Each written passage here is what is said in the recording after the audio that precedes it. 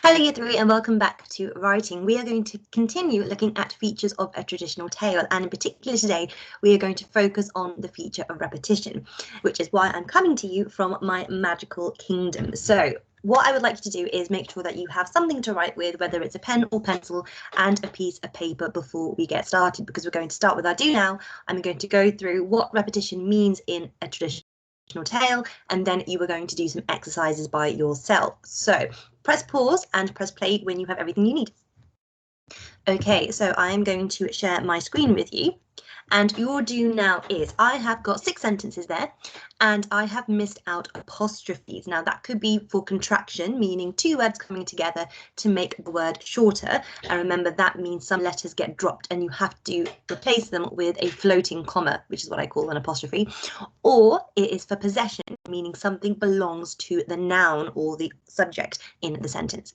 So all you need to do is number the sentences on your piece of paper and write the word which would need an apostrophe and have the apostrophe in it. So you don't need to write out the whole sentence. So press pause now, go through those sentences, and then press play when you are ready for me to go through the answers.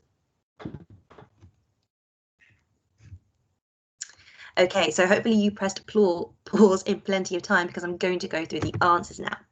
So again, you can pause the video here and check back through your work, and I will go through as well if you like. So number 1, Kim's mum bought some sausages from the shop. Kim's needed an apostrophe before the S because the mum belongs to Kim. So that's an apostrophe for possession. Number 2, the butterfly's wings flapped as it flew from flower to flower. Again, it's an apostrophe for possession for butterflies because the wings belongs to the butterfly. So you needed an apostrophe before that S there. Number 3, the dog's tail wagged excitedly as he walked. So that apostrophe, again, for possession. I think you might have spotted a theme in these sentences now. Again, the apostrophe goes before the S. Number 4, the dancers, because the costume belonged to the dancer, so that needed an apostrophe S. The witch's new broomstick, so that word witches was our noun. The new broomstick belonged to it, so that needed the apostrophe before the S. And similarly, the gloves in number 6 belonged to the clown, so the clown needed apostrophe S. So if you need some more practice with that, we can go through that in another do now later on. But for today, we are going to look at this piece of writing. So I will read it out to you, and I want you to have a think about what you noticed. I knew that today would be awful from the moment I woke up. I knew this because it was raining, and I knew this meant there would be no playtime outside. I just knew I would be miserable. So pause the video and have a think about what you spotted in that piece of writing. Press play when you are ready for me to go through it. Okay, so I have highlighted in blue the same word that was repeated 4 times. Now we call that repetition. Repetition means saying or doing something over and over again. Now with this piece of writing, the word new got quite boring. It was being used too many times. So in today's lesson, when to use repetition for effect, meaning you're using it deliberately and on purpose so that it engages the reader. And then we're also going to look at when it's used perhaps not in the most engaging manner for a reader. So, like I said, in our writing, repetition can be really dull, or it can be used skillfully to emphasize a point. Now, I want you to have a think and remember what we said in the last 2 lessons. Why do you think traditional tales use a lot of repetition? So again, pause the video, have a think, say out loud to yourself, and press play when you are ready for me to reveal my answer.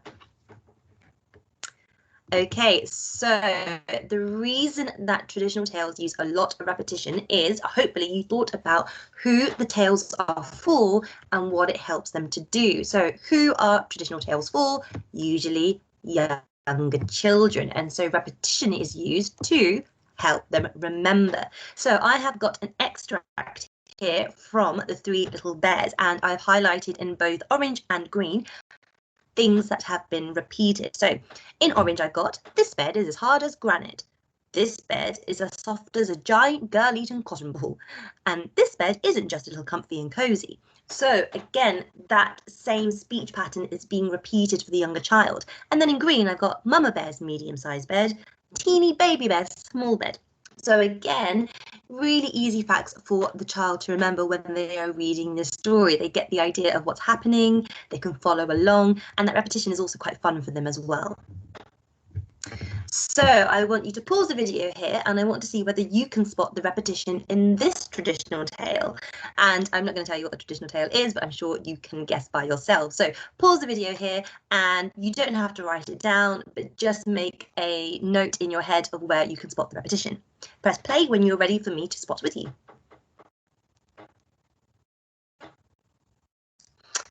Okay, so hopefully you paused in plenty of time. Pause again if you need a bit more time. So this was the tale, or part of the tale, of the gingerbread man. And the thing that I spotted that was getting repeated, and I'm going to get my underline out here, is when they say, stop, you look good enough to eat. So I'm going to underline that because that is repetition. So the cat says it first, and then in the second section, the dog also says it. Stop, you look good enough to eat. So younger children can predict what's probably going to happen in the next section of the story. If this gingerbread man was to meet another character, that character would probably say the same thing. Similarly, the gingerbread man also repeats himself. He says, run, run as fast as you can. You can't catch me, I'm the gingerbread man. And again, I've got it underneath here as well when he meets the dog. So this makes it really easy. If I was to write my own traditional tale and I was following this structure, I know the gingerbread man meets an animal, animal tells him to stop because he looks so tasty. The gingerbread man taunts that animal and says, you can't catch me. Then he runs off and meets the next character. So that repetition, again, really it makes it easy for younger children to have that story stick. So now, your turn on your own. I have got an extract here from Little Red Riding Hood. So pause the video here and see whether you can spot any repetition, and I will be here to spot it afterwards. So press pause now. Okay, again, if you haven't pressed pause in plenty of time, make sure that you pause it again. But in this extract, we have, when Little Red Riding Hood came to the house, she said, oh, Granny, what big ears you have. All the better to hear you with, answered the wolf. Oh, Granny, what big eyes you have, said Little Red Riding Hood. All the better to see you with, replied the wolf. Oh, Granny, what big teeth you have. So I'm not going to read the entire thing because I'm sure you have, but it's that same sort of call and response. Every time Red Riding Hood says something with, oh, Granny, what you have, then the wolf says, all the better to something you with. So we have that there repeated with the eyes, and we have it repeated with the ears and the teeth. So again, you would be able to replicate that, which means do it again with another body part. Okay, so now we're going to look at deliberate or accidental repetition. So when repetition is used in a traditional tale, we know it's pretty deliberate. It helps the younger children remember, it's catchy and it's fun. So what we are going to do is look at some sentences which use repetition, but we need to know whether it has a really good effect on the reader or not. If it does, then it's deliberate, meaning we wanted to use that repetition and we'll leave it. If it's accidental, meaning it's not been used very well, then we're going to change it. So I'll show you what I mean first. My first few sentences, I stepped out of the house and felt terrified. The air was cold, the air was dark, the air was silent, I was all alone. Now, reading that, I think that the repetition is actually deliberate. And I'm going to use my sentence frame here. I think this is deliberate, meaning on purpose, I wanted to repeat, because I think it gives a lot of suspense. It builds the tension up in this. The air was cold. The air was dark. The air was silent. It's kind of making me feel like this is a very eerie place to be. And so as a reader, I quite like that repetition. So I think I would say it's deliberate. Okay, let's have one together. So again, we're going to read the sentences. If it's deliberate, meaning you think, yeah, it's really effective for the reader, then we're going to leave it. But if it's accidental, then we're going to have to think of a way to change it. So Lily smelled something. It smelled really bad. She couldn't stand the smell. So pause the video and say out loud, or you can write your sentence down, whether you think this repetition is accidental or deliberate.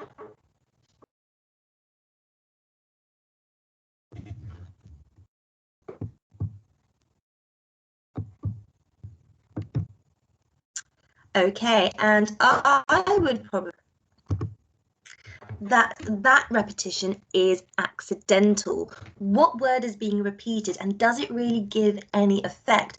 Just repeating the word smell all the time, yeah, I get it, she smells something, but doesn't really add anything to the writing. I know she smells something, I know it smells bad, I guess she wouldn't be able to stand the smell then, but we could have made that into one more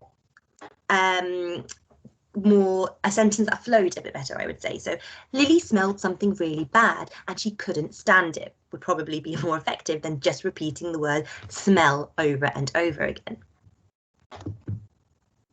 Okay, so now this one is for you. So I would like you to pause the video, read the sentence in white there, and then have a think about whether it is deliberate or accidental. And if it is accidental, could you rewrite the sentence? So pause.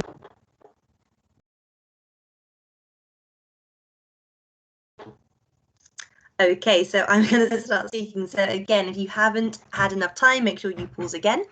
So, spiders on the floor, spiders on the wall, spiders covered me like a blanket. Me personally, I think it's deliberate, and I wonder if you thought the same, and if so, why? I think it sounds quite similar to when we read that sentence about the haunted house, or leaving the haunted house, I should say. It adds tension and suspense. It makes me feel quite on edge as a reader that there are spiders everywhere because it's being repeated. Okay, so another one for you. So again, pause the video, read the sentence. Is it accidental or deliberate? And if it is accidental, can you rewrite the sentence to make it sound a bit more effective? So pause now.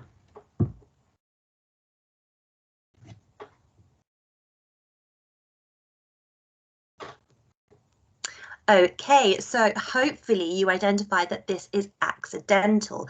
Why? Because the word bought is being repeated. I went to the shops, then I bought a shirt, then I bought a bagel, then I found a fiver on the floor.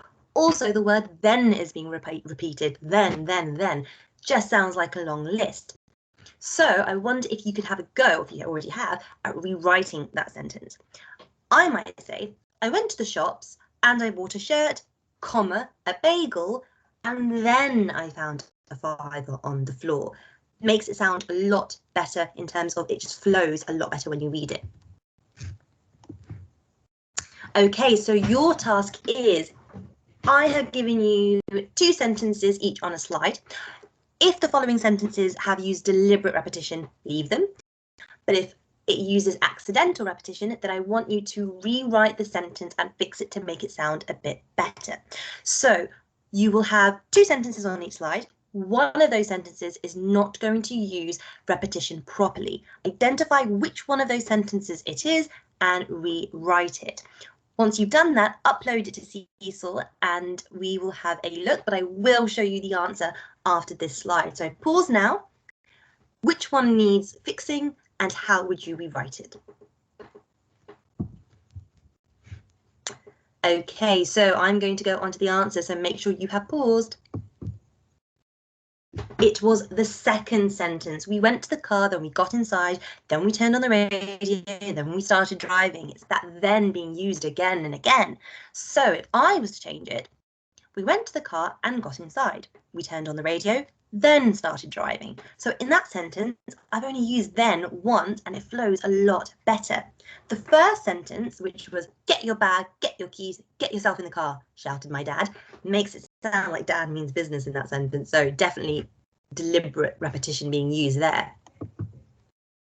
Okay, again, I have 2 sentences for you. So pause the video, read them. Which one has used deliberate and which one is accidental? Fix the accidental.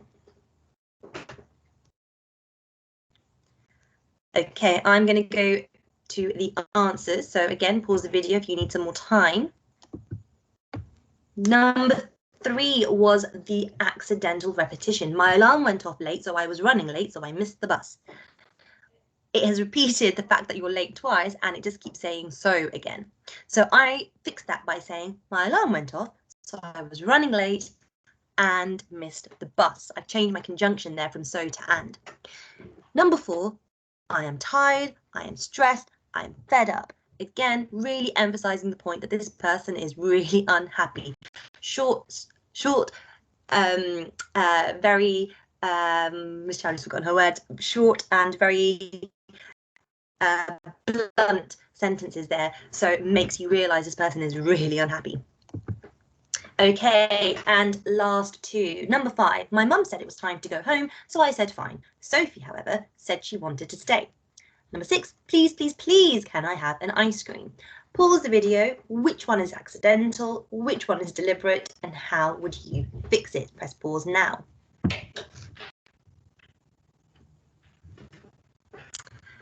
Okay, and the one that was accidental was number 5, because it was repeating itself. My mum said it was time to go home, so I said fine. Sophie, however, said she wanted to stay. The word said is being used again and again, so I fixed that one. My mum announced it was time to go home. I replied, fine. Sophie, however, answered that she wanted to stay. I've not only broken up the sentence and added speech marks in there, I've also changed the synonyms, so the different words for said. Lastly, number 6 was deliberate. Please, please, please, can I have an ice cream? Really shows how is the character feeling. They're feeling really, really, they're pleading with their adult or they're grown up or whoever they're with. They really want this ice cream. So the repetition here really works quite well. Okay, so this is optional, but if you would like to do a challenge, I have given you a situation. I would like you to imagine you are in a haunted house on the top of a hill in a dense, spooky forest. You want to create a lot of suspense and tension for your readers. You want to keep them guessing. You want to get them worked up and a bit scared. Write 3 or 4 sentences using repetition effectively, so deliberately, to get this across. So again, remember, this is optional. See how you get on, and I look forward to seeing your uploads on Seesaw. So well done again for all your hard work, and I look forward to seeing you all tomorrow from another magical background.